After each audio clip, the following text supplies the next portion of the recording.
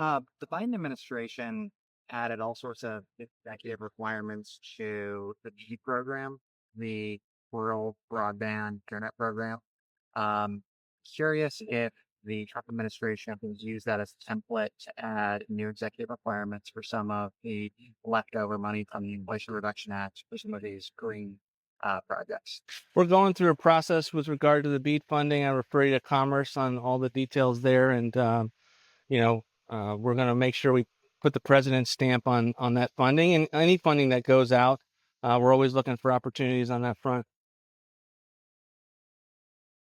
Any update on the package in the House? Sharon? No, we're looking forward to the House blessing the Senate package. I'm not worried about it. We need to get it done and get it across the finish line, but very historic uh, moment, the return of using rescissions, getting the muscle memory for that back into the system. We've talked about defunding Corporation for Public Broadcasting for decades. President Trump's the first one to be able to do it. He had, a lot of enthusiasm for this package, and we're just thrilled that we were made it through that critical juncture last night. Is the president satisfied with PEPFAR funding, the site versions?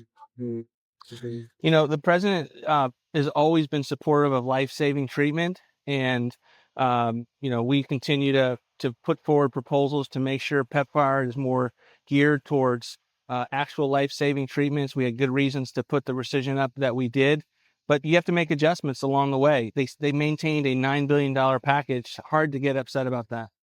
No reaction to the discussion about what we filed, wrong file, and we commented on before. But the president saying yesterday, highly unlikely that he would fire him, but also bringing up an issue with GOP lawmakers. What's your take on like that?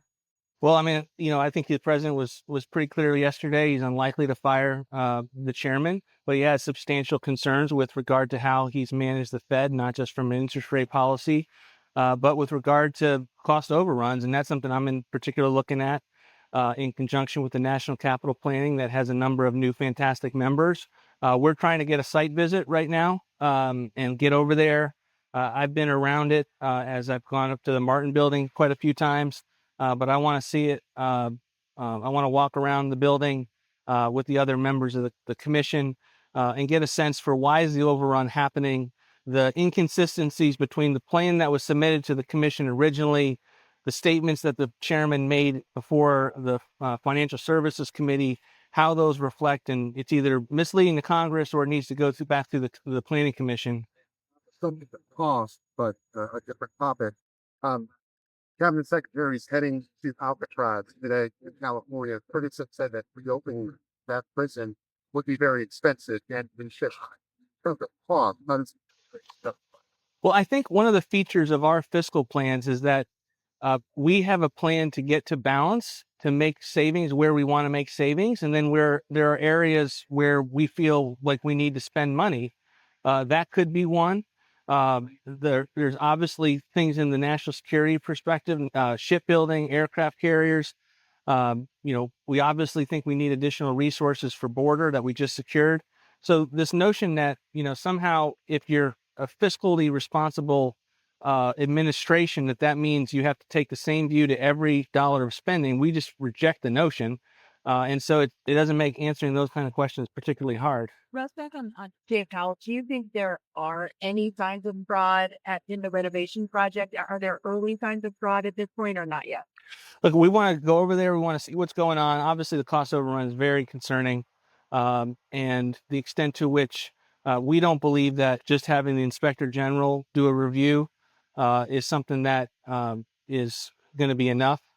So we want to have sit down with those that are in charge of the project and get a brief from them and see where we're at. That investigation, not firepower. No, the president's a builder. He has concerns with an overrun of this nature. I mean, it's just not an overrun of a normal building. We're talking about a building that's approaching the largest amount of spending that's ever been done on a building before. And we want to know why. And we want to get an answer, some clarity as to the features with regard to this large S. And it has implications for the country's fiscal situation. The Fed's been mismanaged for a number of years. They're no longer providing a profit that comes back to the Treasury in the form of remittances. And so that's something that there are implications across the board, and we're going to continue to get our handle on it. HUD is also doing a major renovation in Virginia. How is that any different than what the Fed is? Sorry, what's that? HUD is actually building a new. Have you been to HUD? Ever? HUD is, if you had to work at HUD today, you would not want to work at HUD. Like, it's a bad building. It falls, like portions of the building fall on people. It needs a new building. And we're going to do everything we can to make sure the career staff and the people who work at HUD have a building that reflects the hard work and public service that they're providing. Again, this isn't a statement that says we're against renovations. Renovations need to occur.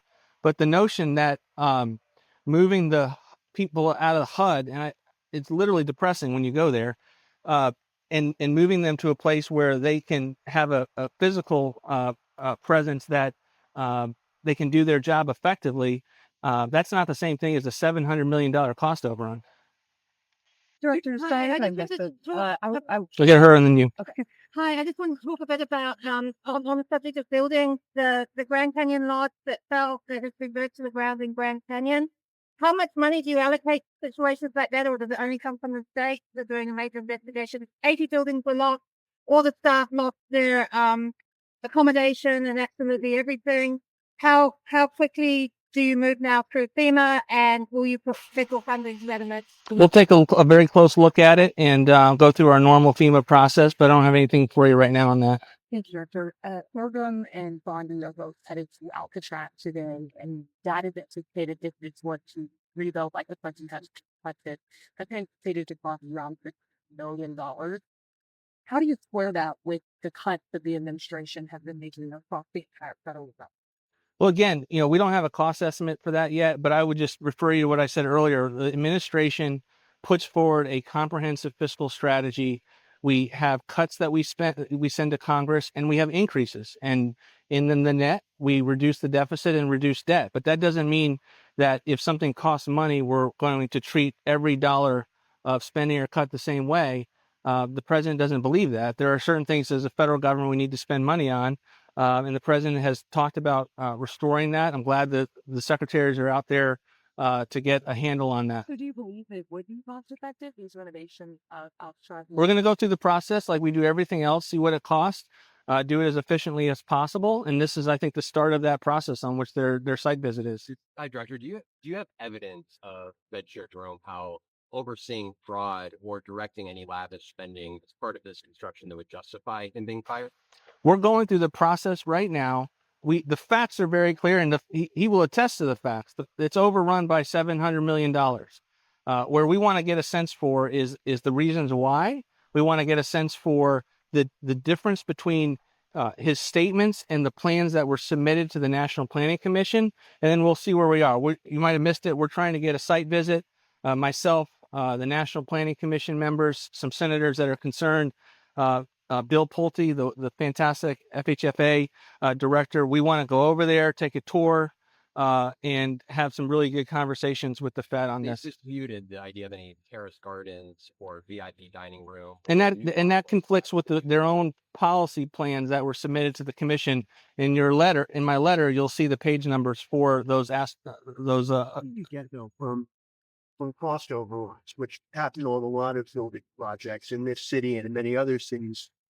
You get from there to fraud. Fraud is an accusation of committing a crime, of stealing the taxpayers' money. How do you get from the cost overrun to the crime activity? We have a building that is being horribly mismanaged, and there is a ton of oversight that's already going on. We've brought an added layer with our own commissioners that are now on the job, and we're going to see where this takes us.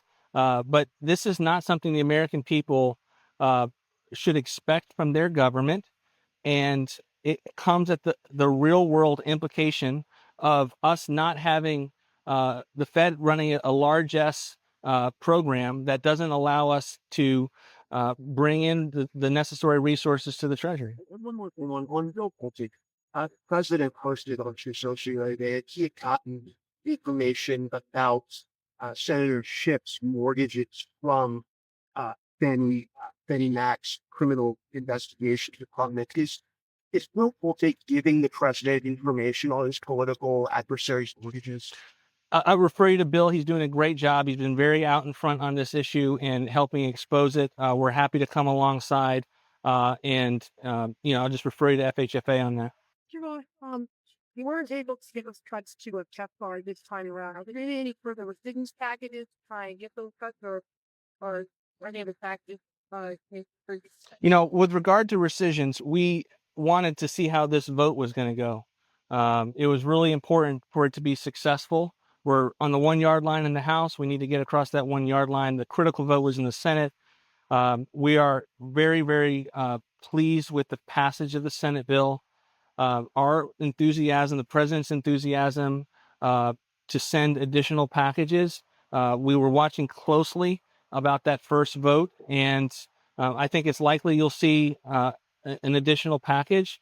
We're not here to announce anything on this front, but in terms of seeing whether this was a useful effort that was not a waste of time, it certainly has satisfied that threshold, and we'll see where we go from here. Thank you, guys.